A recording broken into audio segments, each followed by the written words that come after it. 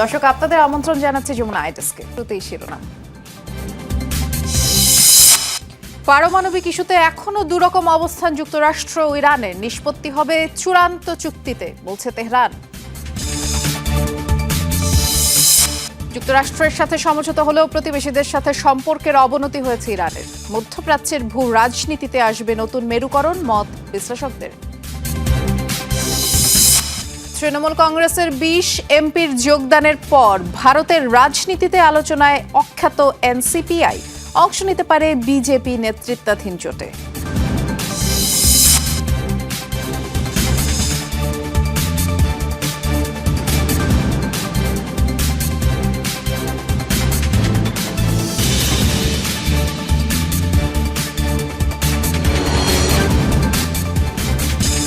শিরোনামগুলো শুনছিলেন, নুসরাত বৃষ্টি আপনাদের সাথে আছি।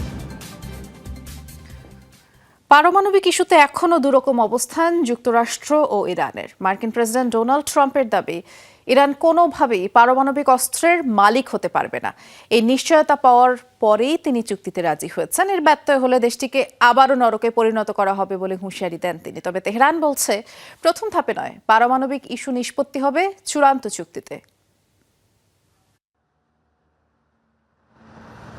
ইরান যুক্তরাষ্ট্র সমঝোতা নিয়ে ধোঁয়াশা এখনো কাটেনি। কি আছে শর্তে আর কার কোন দাবি মানা হলো সে বিষয়ে আনুষ্ঠানিকভাবে কিছু জানানো হয়নি। দুপক্ষের বক্তব্যেও মিল না থাকায় চুক্তির শর্ত নিয়ে ছড়াচ্ছে নানা গুঞ্জন। G7 সম্মেলনের সাইডলাইনে আরব নেতাদের সাথে দ্বিপাক্ষিক বৈঠক করেছেন মার্কিন প্রেসিডেন্ট ডোনাল্ড ট্রাম্প। সেখানে স্বাভাবিকভাবেই ইরান ইস্যুতে সাংবাদিকদের প্রশ্নের মুখোমুখি হতে হয় তাকে। অন্তর্বর্তী চুক্তি নিয়ে প্রশ্ন করা হলে মার্কিন প্রেসিডেন্ট জানান, শিগগিরই প্রকাশ করা হবে বিস্তারিত। পারমাণবিক অস্ত্রের মালিক হবে না ইরান, এই অঙ্গীকার দেওয়ার পরই সমঝোতা স্মারকে সই করতে রাজি হয়েছেন বলেও দাবি করেন ট্রাম্প। এটা একটা ন্যায্য চুক্তি। আমার কাছে সবচেয়ে গুরুত্বপূর্ণ হলো ইরানের কখনোই পারমাণবিক অস্ত্র থাকবে না, এবং তারা এটা খুব স্পষ্টভাবে মেনে নিয়েছে। এই কারণেই আমি স্মারকে স্বাক্ষর করতে রাজি হয়েছি। যদি তারা তা না মানে, তবে তাদের উপর নরক নেমে আসবে।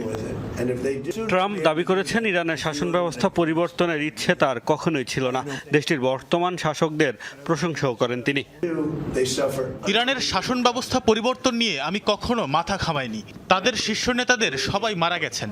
এখন আমি এমন কিছু মানুষের সাথে কাজ করছি যাদের আমার খুবই যুক্তিবাদী মনে হয়েছে। তারা বুদ্ধিমান, চরমপন্থী নয়। এদিকে ইরানের পররাষ্ট্রমন্ত্রী দাবি করেছেন, প্রাথমিক পর্যায়ে হরমুজ প্রণালী জব্দকৃত তহবিল নিয়ে আলোচনা হবে, আর পারমাণবিক ইস্যু নিষ্পত্তি হবে চুক্তির চূড়ান্ত ধাপে। আমরা আলোচনাকে দুটি পর্যায়ে ভাগ করেছি। প্রথম পর্যায়ে যুদ্ধ শেষ করা, হরমুজ প্রণালী, সামুদ্রিক অবরোধ, ইরানের জব্দকৃত তহবিল মুক্তি ও পুনর্গঠন থাকবে আলোচনায়। এরপর চূড়ান্ত চুক্তির অধীনে পারমাণবিক ইস্যু এবং নিষেধাজ্ঞা প্রত্যাহারের বিষয়ে সিদ্ধান্ত নেওয়া হবে। হিজবুল্লাহ ও ইসরায়েলও চুক্তির অংশ বলে দাবি ইরানের। সব ফ্রন্টে যুদ্ধ বন্ধ ও লেবাননে ইসরায়েলি দখলদারিত্বের অবসানও রয়েছে এই চুক্তির শর্তে। মোস্তফা মাহমুদ, যমুনা নিউজ।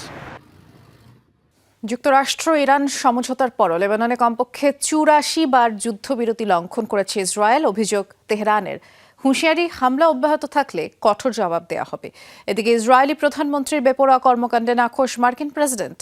G7 সম্মেলনে গিয়ে বেনিয়ামিন নেতানিয়াহুর সমালোচনা করেছেন ডোনাল্ড ট্রাম্প। তেল আবিবকে আরও দায়িত্বশীল আচরণের তাগিদ দিয়েছেন তিনি। এদিকে লেবাননের দক্ষিণে অভিযান চালিয়ে আরও 4 বেসামরিককে হত্যা করেছে IDF। নাবাতিয়ে এলাকায় বেশ কয়েকটি যানবাহন লক্ষ্য করেও বিমান হামলা চালানো হয়। যুক্তরাষ্ট্রের সাথে যে কোনো চুক্তিতে ইরানের বাজেয়াপ্ত সম্পদ মুক্ত করা, নিষেধাজ্ঞা প্রত্যাহারের পাশাপাশি বাধ্যতামূলকভাবে থাকতে হবে লেবানন থেকে ইসরায়েলি সেনা প্রত্যাহারের শর্ত, জানিয়েছেন ইরানের পররাষ্ট্রমন্ত্রী আব্বাস আরাকচি। আনুষ্ঠানিকভাবে যুক্তরাষ্ট্র ইরান সমঝোতা স্মারকে স্বাক্ষরের প্রস্তুতি নিচ্ছে সুইজারল্যান্ড। শুক্রবার মধ্যাঞ্চলীয় বার্গেনস্কে হবে এই আয়োজন। যুক্তরাষ্ট্রের পক্ষ থেকে অংশ নেবেন মার্কিন ভাইস প্রেসিডেন্ট জেডি ভ্যান্স, আর ইরানের তরফে থাকবেন পার্লামেন্ট স্পিকার বাঘির কালিবাফ। মঙ্গলবার এই তথ্য নিশ্চিত করেছেন দেশটির ডেপুটি পররাষ্ট্রমন্ত্রী মজিদ তখত রাভানচি। শুক্রবারই পুরোপুরি খুলবে হরমুজ প্রণালী, আবারও জানিয়েছেন মার্কিন প্রেসিডেন্ট ডোনাল্ড ট্রাম্প। ফ্রান্সে চলমান G7 সম্মেলনের সাইডলাইনে তিনি বলেছেন, সমঝোতা স্মারকের বিস্তারিত আনুষ্ঠানিক ওই আয়োজনেই প্রকাশ করা হবে, আর পরবর্তী ধাপের আলোচনা খুব শিগগিরই শুরু হবে বলেও আশাবাদ জানান তিনি। যুক্তরাষ্ট্রের সাথে যুদ্ধকে কেন্দ্র করে মধ্যপ্রাচ্যে ইরানের অবস্থান শক্ত হলেও প্রতিবেশী দেশগুলোর সাথে সম্পর্কের চরম অবনতি হয়েছে। যুক্তরাষ্ট্রকে ঘায়েল করতে কমপক্ষে 9টি প্রতিবেশী দেশে হামলা চালিয়েছে ইরান। সামরিক স্থাপনার পাশাপাশি বেসামরিক ক্ষয়ক্ষতিরও অভিযোগ রয়েছে। নিজেদের বাঁচাতেই যুক্তরাষ্ট্র ইরান শান্তি চুক্তির জন্য তৎপরতা চালিয়েছে তেহরানের প্রতিবেশীরা, এমন মত বিশ্লেষকদের। সব মিলিয়ে মধ্যপ্রাচ্যের ভূ রাজনীতিতে ব্যাপক পরিবর্তন আসতে পারে বলে মনে করছেন অনেকেই। দীর্ঘ 3 মাস যুদ্ধের পর অবশেষে সমঝোতা। যুক্তরাষ্ট্র ইসরায়েলের বহু হুমকি ধামকি হামলার পরও নিজ শর্তে অনড় অবস্থান ইরানের, যা মধ্যপ্রাচ্যের ভূ রাজনীতিতে তেহরানের শক্ত অবস্থান তৈরি করলেও প্রতিবেশীদের সাথে টানাপোড়েন পৌঁছেছে চরমে। যুক্তরাষ্ট্রের হামলার কড়া পাল্টা জবাব দিতে পারস্য উপসাগরীয় অঞ্চলের কমপক্ষে 9টি দেশে হামলা চালিয়েছে ইরান। টার্গেট মূলত যুক্তরাষ্ট্রের সামরিক ঘাঁটি ও অবকাঠামো হলেও ক্ষতিগ্রস্ত হয়েছে দেশগুলোর বেসামরিকরাও। এমন অবস্থায় অনিশ্চিত এক পরিস্থিতিতে দাঁড়িয়েছে ইরান ও তার প্রতিবেশী দেশগুলোর সম্পর্ক। মধ্যপ্রাচ্যের কোনো দেশকে কোনো রকম সংকেত না দিয়েই ইরানে অভিযান শুরু করেছিল যুক্তরাষ্ট্র, আর পাল্টা হামলার জের সামলাতে হয়েছে তেহরানের প্রতিবেশীদের। বিশ্লেষকরা বলছেন, ইসলামী প্রজাতন্ত্রের আঞ্চলিক প্রভাব কমানোর পাশাপাশি ইরানকে উস্কে দিয়ে মধ্যপ্রাচ্যে দীর্ঘস্থায়ী অশান্ত পরিস্থিতি তৈরির আরেকটি চাল চেলেছে যুক্তরাষ্ট্র ইসরায়েল। যুদ্ধের শুরু থেকেই বারবার যুক্তরাষ্ট্র ও ইসরায়েল ইরানের রাজতন্ত্র পতনের মাধ্যমে দেশটির জনসাধারণকে সহায়তা দেওয়ার কথা বলে আসছিল, যা সম্পূর্ণ মিথ্যা। ইরানের মানুষ কখনো যুক্তরাষ্ট্র ও ইসরায়েলের কাছে সহায়তা চায়নি। আমার মনে হয় ওয়াশিংটন কিংবা তেল আবিব নিজেদের স্বার্থ অন্যের উপর চাপিয়ে দেওয়ার চেষ্টা করছে সবসময়। এই আলোচনায় রয়েছে হরমুজের ইস্যুটিও। গুরুত্বপূর্ণ এই জলপথ অবরোধে সবচেয়ে বড় ধাক্কা খেয়েছে ইরানের প্রতিবেশীরাই, যাদের সাথে তেহরানের সম্পর্কে দীর্ঘদিন ধরে বৈরিতা থাকলেও কিছুটা রাগঢাক ছিল এতকাল। তবে সে খোলসও খুলে পড়েছে এবার। অবশ্য নিজেদের বাঁচাতেই যুদ্ধ বন্ধে তৎপর ছিল উপসাগরীয় দেশগুলো। আমার মনে হয় সবশেষ আলোচনার আগেই উপসাগরীয় দেশগুলোর নিজেদের মধ্যে একটি সমঝোতা এসেছে। যুক্তরাষ্ট্র ইরানকে বৈঠকে বসাতে কাতার, সৌদি আরব, তুরস্ক উল্লেখযোগ্য ভূমিকা রেখেছে। এমন পরিস্থিতিতে মধ্যপ্রাচ্যের ভূ রাজনীতিতে ব্যাপক পরিবর্তন আসবে বলে মনে করছেন বিশ্লেষকরা। সাবরিনা নুসরাত, যমুনা নিউজ। যুক্তরাষ্ট্র না থাকলে ইসরায়েলের অস্তিত্বই থাকতো না, এমন মন্তব্য করেছেন মার্কিন প্রেসিডেন্ট ডোনাল্ড ট্রাম্প। তার দাবি, ইসরায়েলের জন্য তিনি যা যা করেছেন আর কোনো মার্কিন প্রেসিডেন্ট তা করেননি।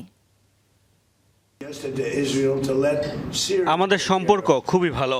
যুক্তরাষ্ট্র না থাকলে ইসরায়েল থাকতোই না, আমি না থাকলে ইসরায়েল থাকতো না। আমি যা করেছি তা অন্য কোনো মার্কিন প্রেসিডেন্ট করেননি। বিবির সাথে আমার সম্পর্ক দারুণ, কিন্তু লেবাননের ব্যাপারে বিবিকে আরও দায়িত্বশীল হতে হবে। যুদ্ধবন্ধে ইরান যুক্তরাষ্ট্র সমঝোতার পর ব্যাপক দরপতনের সাক্ষী হল আন্তর্জাতিক তেলের বাজার। গত মার্চের পর সর্বনিম্ন পর্যায়ে পৌঁছেছে অপরিশোধিত তেলের দাম। মঙ্গলবার ব্যারেল প্রতি ব্রেন্ট ক্রুড অয়েলের দাম কমে $80 নিচে নামে। WTI ক্রুড অয়েলের দাম কমেছে 4.79%। অপরিশোধিত এই তেলের দাম এখন ব্যারেল প্রতি $76। গত মার্চের পরেই প্রথম $80 নিচে নামলো জ্বালানি তেলের দাম। আর মধ্যপ্রাচ্যের যুদ্ধের কারণে যা $120 পৌঁছেছিল। মূলত শুক্রবার হরমুজ প্রণালী খুলবে, মার্কিন প্রেসিডেন্টের এই ঘোষণার পর থেকেই লাফিয়ে লাফিয়ে তেলের দাম কমছে। The greatest show on earth যে উন্মাদনায় মাতোয়ারা এখন পুরো বিশ্ব। বাদ যায়নি ইসরায়েলি আগ্রাসনে বিধ্বস্ত গাজা উপত্যকাও। ধ্বংসস্তূপের ভেতরেও পৌঁছে গেছে ফুটবল বিশ্বকাপের আমেজ। বাড়িঘরের অস্তিত্ব নেই, নেই বিদ্যুৎও। এর মধ্যেই নানাভাবে বিশ্বকাপ ফুটবল উপভোগ করছেন ফিলিস্তিনিরা। বিপর্যস্ত দশা থেকে কিছুটা মুক্তি পেতে ফুটবলেই খুঁজে নিচ্ছেন সান্ত্বনা। এবং 2 বছরের আগ্রাসনে ইসরায়েলি হামলায় প্রাণ গেছে গাজার হাজারের বেশি অ্যাথলেটের, যার মধ্যে অনেক ফুটবলারও রয়েছে। আশ্রয় হয়েছে গাজার একটি স্কুলের অস্থায়ী আশ্রয় কেন্দ্রে। নেই বিদ্যুৎ, ঠিকমতো কাজ করে না ইন্টারনেট। তবুও থেমে নেই বিশ্বকাপ ফুটবল দেখার প্রচেষ্টা। নিজের ল্যাপটপে আশপাশের মানুষের খেলা দেখার ব্যবস্থা করেছেন গাজার ফাদি আল আরাউই। একসময় পেশাদার ফুটবলার ছিলেন ফাদি। তার বাড়িঘর যেমন ধ্বংস হয়ে গেছে, ইসরায়েলি হামলায় বন্ধ হয়ে গেছে খেলাধুলাও। IDF এর আগ্রাসনে উপত্যকায় এ পর্যন্ত হাজারের বেশি ক্রীড়াবিদের মৃত্যু হয়েছে, যার মধ্যে রয়েছে খেলোয়াড় থেকে শুরু করে রেফারি সহ সংশ্লিষ্টরাও। ধ্বংস হয়েছে 287টি ক্রীড়া স্থাপনা। এমনকি যুদ্ধকালে স্টেডিয়ামগুলোকে বন্দি শিবির বানায় তেল আবিব।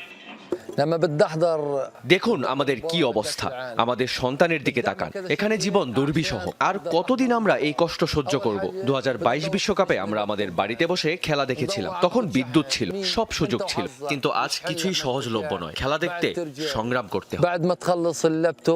যুদ্ধবিরতির আওতায় গত অক্টোবর থেকে তীব্রতা কমলেও হামলা পুরোপুরি থামেনি। এর মধ্যে প্রতি মুহূর্তে মৃত্যু ভয়কে সঙ্গী করে চরম মানবেতর জীবন কাটানো ফিলিস্তিনিরা ফুটবল বিশ্বকাপে কিছুটা শান্তি খোঁজার চেষ্টা করছে। কয়েকটি ক্যাফেতে জেনারেটরের মাধ্যমে ফিলিস্তিনিদের খেলা উপভোগের ব্যবস্থা করা হয়েছে। আজ আমি আপনাদের সাথে এই ক্যাফে থেকে কথা বলছি। এটিও হামলার শিকার হতে পারে। এখন যে ম্যাচটি দেখছি সেখান থেকে বেরোনোর সময়ও নিজের জীবন হারাতে পারি, কিন্তু এত কিছুর পরেও আমরা কষ্ট সহ্য করে এগিয়ে চলছি, বিশ্বকাপ উপভোগ করছি। ভয়াবহ যুদ্ধ আর সর্বত্র অবিরাম বোমাবর্ষণ, এর মধ্যেই বিশ্বকাপ দেখতে এসেছি। আমরা যে মানসিক চাপের মধ্য দিয়ে যাচ্ছি তা থেকে মুক্তি পেতে ফুটবলের মধ্যেই সান্ত্বনা খুঁজে নিচ্ছি। যুদ্ধের মধ্যেও বিশ্বকাপ বাছাই পর্বে অংশ নিয়েছিল ফিলিস্তিনি ফুটবল দল। তবে সম্ভাবনা জাগিয়েও শেষ পর্যন্ত ৪৮ দলের টুর্নামেন্টে জায়গা পায়নি তারা। মুস্তফা মাহমুদ, যমুনা নিউজ। কূটনৈতিক আলোচনা, বিশ্ব নিরাপত্তা আর ভূ রাজনীতির নানা হিসাব নিকাশ চললেও গাজার মানুষের কাছে এখন সবচেয়ে জরুরি নিরাপদ পানি, খাদ্য ও মানবিক সহায়তা। সেই বাস্তবতায় বিশ্ব নেতাদের মনে করিয়ে দিতে G7 সম্মেলনের পাশে প্রতীকী বিক্ষোভ করেছে অক্সফাম। তাদের মতে গাজার মানুষের দুর্ভোগ লাঘবকেই সর্বোচ্চ অগ্রাধিকার দেওয়া উচিত বিশ্ব সম্প্রদায়ের। বিশুদ্ধ পানি ভর্তি গ্লাস হাতে বসে আছেন বিশ্ব নেতাদের মুখোশ পরা কয়েকজন মানবাধিকার কর্মী। সামনে রাখা নোংরা পানি ভর্তি একটি বড় বোতল, যার গায়ে লেখা গাজা। ফ্রান্সের আউট সাভোয়ে চলমান G7 সম্মেলনের পাশেই চলছে এমন প্রতীকী বিক্ষোভ। মিনারেল ওয়াটারের জন্য বিখ্যাত এলাকায় বিক্ষোভের প্রতীক হিসাবেও ব্যবহার করা হয়েছে বিশুদ্ধ পানি, আর নোংরা পানির বোতলের মাধ্যমে তুলে ধরা হয়েছে যুদ্ধবিধ্বস্ত গাজা উপত্যকার মানবিক সংকট। এর আয়োজক আন্তর্জাতিক সংস্থা অক্সফাম। সংস্থাটি বলছে গাজায় নিরাপদ পানির সংকট এখন ভয়াবহ। প্রতি 10 জনে 8 জনেরও বেশি মানুষ বিশুদ্ধ পানির সুবিধা থেকে বঞ্চিত। মধ্যপ্রাচ্যের পরিস্থিতি নিয়ে আলোচনা হচ্ছে, কিন্তু গাজা, লেবানন এবং দখলকৃত ফিলিস্তিনি ভূখণ্ডের চলমান মানবিক সংকট কার্যত আলোচনার বাইরে রয়ে গেছে। তাই বিষয়টি বিশ্ব নেতাদের সামনে তুলে ধরা জরুরি ছিল। এবারে G7 সম্মেলনে ইউক্রেন যুদ্ধ, ইউরোপের নিরাপত্তা ও মধ্যপ্রাচ্যের পরিস্থিতি প্রাধান্য পাচ্ছে। এতে অংশ নিচ্ছে যুক্তরাষ্ট্র, যুক্তরাজ্য, কানাডা, জার্মানি, ইতালি, জাপান সহ বিশ্বের শীর্ষ অর্থনীতির নেতারা। তবে অক্সফামের অভিযোগ, নিরাপত্তা ও ভূ রাজনীতির আলোচনার আড়ালে চাপা পড়ে যাচ্ছে জলবায়ু পরিবর্তন, মানবাধিকার এবং বিশ্বের বিভিন্ন প্রান্তের মানবিক সংকটে থাকা জনপদগুলো। এই শীর্ষ সম্মেলনটি দেখিয়ে দিচ্ছে G7 কতটা অকার্যকর হয়ে পড়েছে। বৈশ্বিক উষ্ণতা রেকর্ড উচ্চতায়, অথচ জলবায়ু পরিবর্তন আলোচনায় নেই, লিঙ্গ সমতা নেই, মানবাধিকারও নেই। কয়েক বছর আগেও G7 সম্মেলনে শান্তি ও দরিদ্র দেশগুলোর সহায়তার বিষয়গুলো গুরুত্ব পেত, এখন সেগুলো প্রায় অনুপস্থিত। বিশ্ব নেতারা যখন যুদ্ধ, নিরাপত্তা ও কূটনৈতিক সমীকরণ নিয়ে ব্যস্ত, তখন গাজার মানুষের কাছে সবচেয়ে জরুরি বিষয় নিরাপদ পানি, খাদ্য ও মানবিক সহায়তা। সেই বাস্তবতায় G7 নেতাদের সামনে তুলে ধরতে এই প্রতীকী বার্তা দিচ্ছে অক্সফাম। অস্মিতা বিশ্বাস, যমুনা নিউজ। হঠাৎ করেই ভারতের রাজনীতিতে আলোচনায় অখ্যাত এক রাজনৈতিক দল nationalist citizen party of India NCPI। কয়েকদিন আগেও যাদের চিন্তা গুটি কয়েক মানুষ, এখন পর্যন্ত কোনো নির্বাচনেই জয় না পাওয়া সেই দলটি হতে যাচ্ছে ভারতের লোকসভার 5ম বৃহত্তম দল। মূলত পশ্চিমবঙ্গের তৃণমূল কংগ্রেসের বিদ্রোহী 20 MP এই দলটিতে যোগ দিয়েছেন। আর সব ঠিক থাকলে আলোচিত এই NCPI হতে যাচ্ছে বিজেপি নেতৃত্বাধীন ক্ষমতাসীন NDA জোটের অংশ। Nationalist citizen party of India NCPI 2022 সালে ত্রিপুরা থেকে যাত্রা শুরু করা দলটিকে ভারতে অখ্যাতই বলা যায়, যার হেডকোয়ার্টার বর্তমানে পশ্চিমবঙ্গে। প্রায় অজানে দলটির সদস্য সংখ্যা হাতে গোনা কয়েকজন। 2023 সালের জানুয়ারিতে নির্বাচন কমিশনে নথিভুক্ত হওয়ার পর সে বছরই প্রথমবারের মতো কোনো নির্বাচনে অংশ নেয় এনসিপিআই। ত্রিপুরার বিধানসভা নির্বাচনে বেশ কয়েকজন প্রার্থী দিলেও মাত্র 2 আসনে শেষ পর্যন্ত প্রতীক পায় প্রার্থীরা। সব মিলিয়ে ভোট পায় 822টি। আরেকটি আসনে এই দলের সদস্য নির্বাচন করেন স্বতন্ত্র হিসেবে। অপরিচিত এই দলটিই হতে যাচ্ছে ভারতের পার্লামেন্টের নিম্নকক্ষ লোকসভার 5ম বৃহত্তম দল। মূলত পশ্চিমবঙ্গে তৃণমূল কংগ্রেস থেকে বেরিয়ে যাওয়া 20 এমপি যোগ দিয়েছেন এই দলে। এরপর হঠাৎই আলোচনায় উঠে এসেছে এনসিপিআই। তাদের ক্ষমতাসীন এনডিএ জোটে যোগ দেওয়ার কথাও রয়েছে।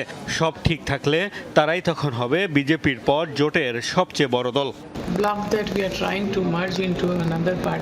এনসিপিআই ইতিমধ্যে আমাদের সাদরে গ্রহণ করেছে। আমরা প্রধানমন্ত্রী নরেন্দ্র মোদী এবং কেন্দ্রীয় স্বরাষ্ট্রমন্ত্রী অমিত শাহর নেতৃত্বে এনডিএ এর সাথে কাজ করব। ये दुखद बात है जो लोग तृणमूल कांग्रेस के सांसद थे। এটা দুঃখজনক। টিএমসি এমপিরা একটি অচেনা দলে যোগ দিয়েছেন, তারা তাদের সম্মান হারিয়েছেন। এনসিপিআই তো কোনো স্বীকৃত দলই নয়, এটি বাংলায় নিবন্ধিত কিন্তু ত্রিপুরায় প্রার্থী দিয়েছে। এর সঙ্গে যুক্ত হয়ে কি লাভ? एक रिकॉग्नाइज्ड पार्टी भी नहीं है, रजिस्टर्ड पार्टी है। রাতারাতি শূন্য থেকে বড় দল বনে গেলেও এনসিপিআই এ পূর্ণাঙ্গ রাজনৈতিক দল হওয়ার অনেক বৈশিষ্ট্যই অনুপস্থিত। নেই কোনো সুস্পষ্ট নেতৃত্ব কাঠামো, সাংগঠনিক নেটওয়ার্ক বা তৃণমূল কর্মী। ফলে এটি টিকে থাকা নিয়ে সংশয় রয়েছে বিশ্লেষকদের। মোস্তফা মাহমুদ, যমুনা নিউজ। ভারতে মেডিকেল ভর্তি পরীক্ষার প্রশ্ন নিয়ে জালিয়াতির ঘটনায় সাময়িকভাবে বন্ধ করা হয়েছে সোশ্যাল প্ল্যাটফর্ম টেলিগ্রাম। মঙ্গলবার এই সিদ্ধান্ত জানিয়েছে দেশটির শিক্ষা মন্ত্রণালয়। গেল মাসে প্রশ্ন ফাঁসের অভিযোগে বাতিল করা হয় মেডিকেলের ন্যাশনাল এলিজিবিলিটি কাম এন্ট্রান্স টেস্ট বা নিট পরীক্ষা। মন্ত্রণালয় জানায়, পরীক্ষার্থীদের সাথে প্রতারণার উদ্দেশ্যে টেলিগ্রাম প্ল্যাটফর্ম ব্যবহার করছিল একটি সংঘবদ্ধ চক্র। তাই পুনর্নির্বাচনী পরীক্ষা যে কোনো ধরনের জালিয়াতি ঠেকাতে নেওয়া হয়েছে সোশ্যাল নেটওয়ার্কটি বন্ধের উদ্যোগ। এ বিষয়ে এখনও কোনো মন্তব্য করেনি টেলিগ্রাম কর্তৃপক্ষ। মঙ্গলবার থেকে অ্যাপটি বন্ধ করে দিয়েছে নয়াদিল্লি প্রশাসন। আবারও ম্যাস শুটিংয়ের ঘটনা হয়েছে যুক্তরাষ্ট্রে। ডেলওয়ার অঙ্গরাজ্যের একটি হাসপাতালে ঢুকে এলোপাতাড়ি গুলি চালিয়েছে এক বন্দুকধারী। গুলিবিদ্ধ হয়েছে অন্তত 2 জন, তথ্য নিশ্চিত করেছে পুলিশ। জানিয়েছে, মঙ্গলবার ডেলওয়ারের উইলমিংটন হাসপাতালে প্রবেশ করে হামলা চালায় ওই ব্যক্তি। খবর পেয়ে দ্রুত ঘটনাস্থলে পৌঁছায় পুলিশ। উদ্ধার করা হয় হাসপাতালে অবরুদ্ধদের। আহতদের হাসপাতালে পাঠানো হয়েছে এবং নিরাপত্তার স্বার্থে লকডাউন ঘোষণা করা হয় হাসপাতাল চত্বর ও আশপাশের এলাকায়। ঘটনায় পুলিশ তদন্ত চালাচ্ছে, তবে এখনও হামলাকারীর বিষয়ে কোনো তথ্য প্রকাশ করেনি।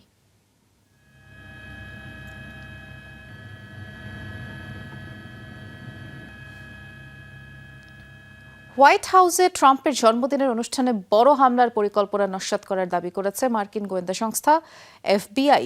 মঙ্গলবার আদালতের নথির বরাতে এই তথ্য প্রকাশ করে এফবিআই। জানায়, ট্রাম্পের 80তম জন্মদিন ও যুক্তরাষ্ট্রের স্বাধীনতার 250 বছর পূর্তি উপলক্ষে আয়োজিত অনুষ্ঠানে বিস্ফোরক বোঝাই ড্রোন ও স্নাইপার নিয়ে হামলার পরিকল্পনা করে একদল বিচ্ছিন্নতাবাদী। হোয়াইট হাউসের উত্তর পাশে আগে থেকেই অবস্থান নিয়ে গুলি চালানোর প্রস্তুতি নিয়ে রেখেছিল বন্দুকধারীরা। গোয়েন্দা তথ্য ও সাইবার নজরদারির মাধ্যমে এই পরিকল্পনার কথা আগে থেকেই জেনে যায় এফবিআই। এই ঘটনার সাথে জড়িত সন্দেহে 5 জনকে আটক করেছে পুলিশ। আবারও মাদক পাচারের অভিযোগে পূর্ব প্রশান্ত মহাসাগরে একটি নৌযানে হামলা চালিয়েছে যুক্তরাষ্ট্র। মঙ্গলবার হামলার একটি ভিডিও ফুটেজ প্রকাশ করেছে মার্কিন সাউদার্ন কমান্ড। তাদের এই হামলায় কমপক্ষে 1 জন নিহত হয়েছে আর প্রাণে বেঁচেছেন নৌযানের 2 আরোহী। তবে হামলা সম্পর্কে বিস্তারিত কোনো তথ্য প্রকাশ করা হয়নি। ডোনাল্ড ট্রাম্প যুক্তরাষ্ট্রের প্রেসিডেন্টের দায়িত্ব নেওয়ার পর থেকেই প্রশান্ত মহাসাগরে একের পর এক নৌযানে হামলা চালাচ্ছে ওয়াশিংটন। মাদক পাচারের অভিযোগ তুললেও এসব অভিযোগের সপক্ষে সুস্পষ্ট কোনো প্রমাণ দেয় না দেশটি।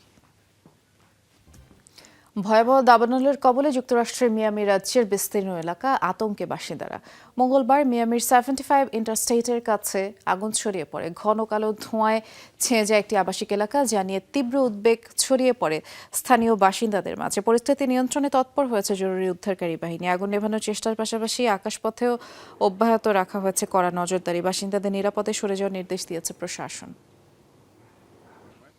যুক্তরাষ্ট্রের টেক্সাস অঙ্গরাজ্যের একটি মহাসড়কে ছোট বিমান বিধ্বস্ত হয়ে 1 জন নিহত হয়েছেন। স্থানীয় পুলিশ জানিয়েছে, লারেডো শহরে মঙ্গলবার রাতে মহাসড়কে বিমানটি আছড়ে পড়ে। বিমানটিতে 6 জন আরোহী ছিল। দুর্ঘটনার পরপরই বিমানটিতে আগুন ধরে গেলে ভেতরে আটকে পড়া যাত্রীদের উদ্ধারে এগিয়ে আসেন পথচারীরা। তবে আগুন দ্রুত ছড়িয়ে পড়ায় বিস্ফোরণের আশঙ্কাও তৈরি হয়। পরে উদ্ধারকর্মীরা ঘটনাস্থলে পৌঁছে উদ্ধার অভিযান চালায়। দুর্ঘটনার কারণ খতিয়ে দেখছে সংশ্লিষ্ট কর্তৃপক্ষ। তবে এই ঘটনায় মহাসড়কে চলাচলরত অন্য কোনো গাড়ির যাত্রী হতাহত হওয়ার খবর পাওয়া যায়নি।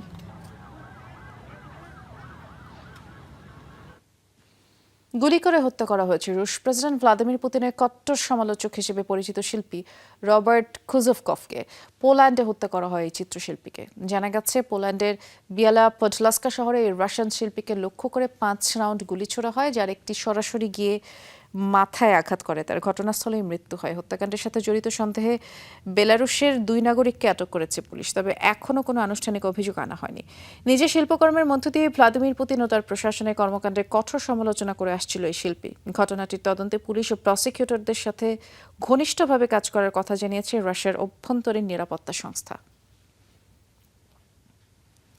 এবার ভারতের পশ্চিমবঙ্গে মুসলিমদের জোরপূর্বক বাংলাদেশে ঠেলে দেওয়ার অভিযোগ তুলেছে আন্তর্জাতিক মানবাধিকার সংস্থা হিউম্যান রাইটস ওয়াচ। সংস্থাটির দাবি, যথাযথ আইনি প্রক্রিয়া ছাড়াই বহু মানুষকে বাংলাদেশি অনুপ্রবেশকারী আখ্যা দিয়ে সীমান্তে নিয়ে যাওয়া হচ্ছে। তবে বাংলাদেশ সীমান্তরক্ষী বাহিনী তাদের প্রবেশে বাধা দিলে অনেক পরিবার দিনের পর দিন দুই দেশের সীমান্তের জিরো লাইনে আটকা রয়েছে। হিউম্যান রাইটস ওয়াচ বলছে, এসব পদক্ষেপ মৌলিক মানবাধিকার ও আন্তর্জাতিক আইনের পরিপন্থী। অন্যদিকে ভারতীয় কর্তৃপক্ষ দাবি করছে, দেশে অবৈধভাবে অবস্থানকারী বাংলাদেশিদের নিজ দেশে ফেরত পাঠানোতেই এমন উদ্যোগ নেওয়া হচ্ছে। তবে বাংলাদেশ বলছে, নাগরিকত্ব যাচাই ও আনুষ্ঠানিক প্রক্রিয়া ছাড়া কাউকেই গ্রহণ করা হবে না। এ ছিল যেমন আইডেস্কের আয়োজনে। সাথে থাকার জন্য সবাইকে ধন্যবাদ।